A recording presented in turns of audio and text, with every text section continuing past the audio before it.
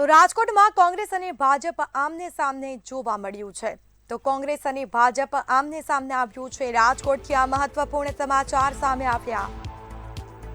કોંગ્રેસના ઉમેદવાર દ્વારા કરાઈ હતી વાંધા અરજી, જેમાં વાંધા અરજી બાદ પણ ભાજપના ઉમેદવારનું ફોર્મ માન્ય થતા કોંગ્રેસ ભાજપ સામસામે આવ્યા છે।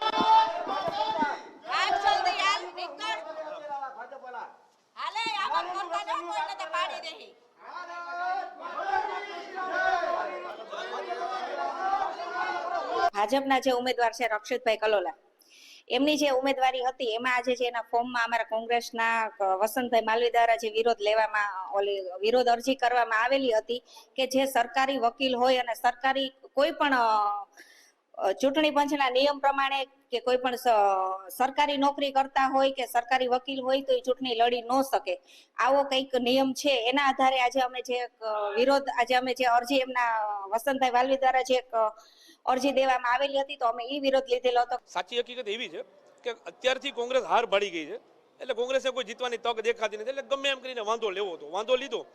પણ જે કાયદાની પ્રસ્થાપિત સિદ્ધાંતો મુજબ જે ખરેખર રાજીનામું અપાઈ ગયું છે, પહેલા અપાઈ ગયું છે, એમની મૂળ વાત જ એવી હતી કે મેં પછી આપ્યું, તો એ સાબિત નથી કરી શકે એમ। અને ઓલરેડી રાજીનામું અહીંયા પણ મંજૂર થઈ ગયું છે, કાયદા વિભાગ દ્વારા મંજૂર કરવામાં આવ્યું છે।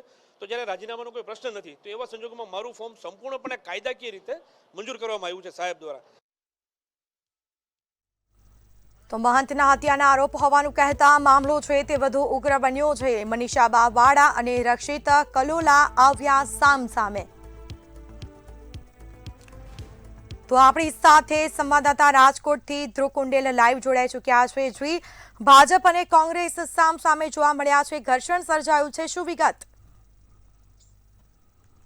ચોક્કસની વાત કરીએ તો વોર્ડ નંબર 11ના જે કોંગ્રેસના ઉમેદવાર છે તેના દ્વારા એક વાંધા અરજી છે તો કરવામાં આવી હતી અને ચોક્કસથી તેને જ લઈને વોર્ડ નંબર 11ના જ ભાજપના ઉમેદવાર રક્ષિત કલોલા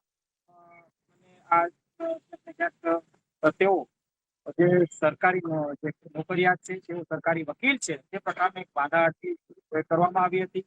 તેમના ટેકેદાર વોર્ડ નંબર જે કહી શકાય કે મનીષા વાળા હતા કે જે કોંગ્રેસના આગેવાન છે, તેઓએ સ્પષ્ટ કહ્યું હતું કે સરકારી નોકરી એટલે કે સરકારી વકીલ હોવા છતાં કઈ રીતે ફોર્મ ભરી શકાય, એટલે કે વિસંગતતા ઉત્પન્ન થઈ હતી। અને આ સાથે તેઓએ આક્ષેપ એ પણ કર્યો હતો કે તેઓ 302 તેઓ આરોપી છે। આ પ્રકારની વાત ત્યાં કોંગ્રેસ દ્વારા કરવામાં આવી હતી। ડીએલઆર કચેરીમાં એક હોબાળો માહોલ છે તે સર્જાણો હતો। ભાજપના ટેકેદારો અને કોંગ્રેસના ટેકેદારો વચ્ચે ઘર્ષણની સ્થિતિ સર્જાણી હતી। ભાજપના જે ટેકેદારો હતા તે ખૂબ જ ઉગ્ર થયા હતા અને આ સાથે કોંગ્રેસના જે મનીષા વાળા હતા તે પણ ક્યાંક ને ક્યાંક તે સ્થિતિમાં હતા અને કહી શકાય કે જે ડીએલઆર કચેરીનો જે માહોલ હતો, માહોલ જોતા એવું લાગતું હતું કે ક્યાંક ને ક્યાંક આ માહોલ છે તે વધુ બગડવાનો છે, પણ સ્થિતિ ક્યાંક ને ક્યાંક સામાન્ય થઈ। ખાસ જે અધિકારી છે, અધિકારીએ જે ફોર્મ છે તે માન્ય રાખી, પણ તેના માટે કોંગ્રેસે જે પોતાના ગમ પછાડી કર્યા હતા। તો ક્યાંક ને ક્યાંક ચોક્કસ એવું કહી શકાય કે જે કોંગ્રેસ દ્વારા જે વાંધો કાઢવામાં આવ્યો છે તેમાં સ્પષ્ટ ઉલ્લેખ કરવામાં આવ્યો છે કે જે સરકારી વકીલ રક્ષિત કલોલા છે તે ચૂંટણી કઈ રીતે લડી શકે અને તે લડી શકે તો તેમનું રાજીનામું ક્યાં છે, આ પ્રકારની વાત તેમના દ્વારા કરવામાં આવી હતી। 9 તારીખે તેઓએ રાજીનામું આપ્યું છે તો 13 તારીખે તેઓ શા કારણે પોતાની જે રાજીનામાની નકલ છે તે અધિકારીને આપે છે, આ સવાલ ક્યાંક ઉભા થયા હતા અને આ જ સવાલોને લઈને સ્થિતિ ત્યાં ગંભીર થઈ હતી।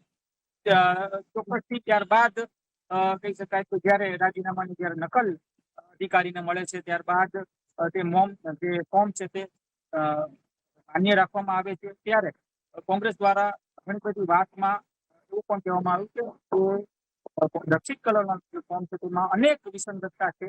તે વિસંગતતા ક્લિયર કરવી જોઈએ, પણ તેના જ વચ્ચે એક ઘર્ષણની સ્થિતિ સર્જાણી.